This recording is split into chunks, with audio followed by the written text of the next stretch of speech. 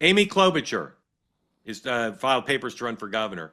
I say this not in a derogatory way. You meet people in my line of business who let it be known they might run for president. Sometimes they run, and then they think about running again. Here's the headline from the Star Tribune: U.S. Senator Amy Klobuchar takes step forward to run for Minnesota governor. Amy Klobuchar is amongst the most ambitious potential presidential candidates I've ever met. She wakes up every day, and at least historically she has, and says, what are the 5 things I need to do today to increase my chances of being president? What dinners can I speak at? Party dinners? What key states can I travel to? What donors can I talk to? She's like in the John Edwards category of just, at least she was. And that's my question. Let's Polymarket this. Polymarket wagers, our partners at Polymarket, are asking people, who will the Democratic nominee be for governor of Minnesota? And it's pretty overwhelming. Klobuchar, 91% chance, according to the Polymarket wagers. Steve Simon, Mr. Chairman, who's Steve Simon? Do you know? I have no idea, but 7% chance, according to Polymarket. That's crazy. They should be 100%. 100%. Yeah. Amy Klobuchar is going to win this with like double digits, probably 20-30%. I mean, she's a force of nature in Minnesota, and she's well respected. Yep. Probably has been running at the top of the ticket there for decades. So, my money's on Amy Klobuchar. So it saves the party. And again, my reporting suggested that she may have urged Governor Walz to get out of the race, maybe even with some polling data, to avoid a wipeout for the Democrats. Remember, before we were talking about immigration in Minnesota, we were talking about the scandal involving government money going to places it shouldn't have gone. Here's my question, and this is like a super sophisticated 7-bank shot.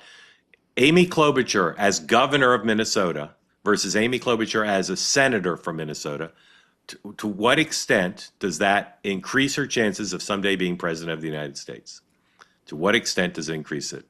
Give me a percentage. If her chances before were 10% of ever being president, what is it now? Matt? Oh, well, let's say 70%. And I'll tell you, because it increases from what to what? Let's say 10% to being president. Let's say 50 to 60. Because this is a VP play. This is a VP play. Once you're on the ticket, as we know, you're no one plays for VP. I've never believed that. Larry, what's the percent chance? And Jamie will tell us the real answer. I think it goes up to 20% from 10, because I think it's important to be a chief executive of a state. Yeah. But I think the Democrats have already learned one lesson about nominating a Minnesota governor as their running mate. Jamie, is it possible that she could turn right around and run in 28 if she wins overwhelmingly, or not? I doubt that she'd run in 2028 after winning. But listen, Barack Obama was in the U.S. Senate for 2 years and ran for president. So anything can happen. But I do think it strengthens her portfolio becoming a governor and then running for president than being a creature of the U.S. Senate. I just think it's harder now going from the Senate to the White House. I think she's going to run. Go ahead, Larry. You think? I'm curious from anybody on the panel, if Tim Walz had to suspend and not run for re-election because of the growing pressure on the Somali fraud investigations and other issues going on in the state, unless Amy Klobuchar actually takes a proactive approach on those exact same things and it offers something different, what's the difference as to whether it's Tim Walz or it's Amy Klobuchar? It's a party problem, isn't it?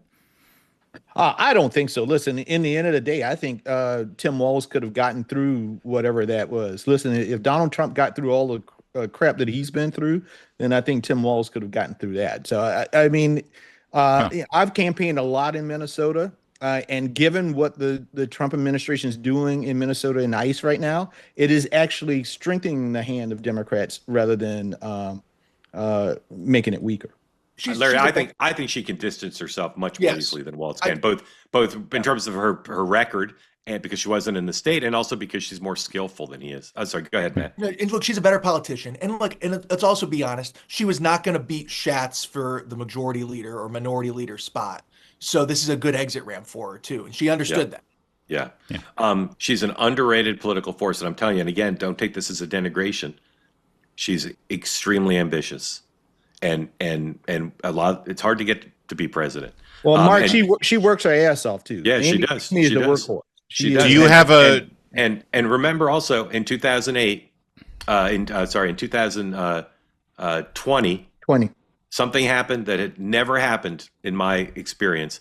Two candidates who had money in the bank and a chance to be nominated quit the race for the good of the party. Buttigieg and Klobuchar. Barack Obama got them out of the race because if they hadn't gotten out, Bernie Sanders would have won Super Tuesday and been the nominee. And she set aside her ambition, as did Buttigieg. Money in the bank. No one gets out with money in the bank and a chance to win. No one. They both did, and she made some friends off of that. Go ahead, Larry. What's the two-way code for the My Pillow guy discounts? Do we have that yet? No, but he will not be the governor of anything. They say that something that's easy is like a walk in the park. Well, easier than a walk in the park, hit the subscribe button, be part of the two-way community, never miss an episode, be part of our conversations. Thank you for your service to America. And don't forget, you can now listen to the morning meeting and Two-Way Tonight on Apple, Spotify, or wherever you get your podcasts.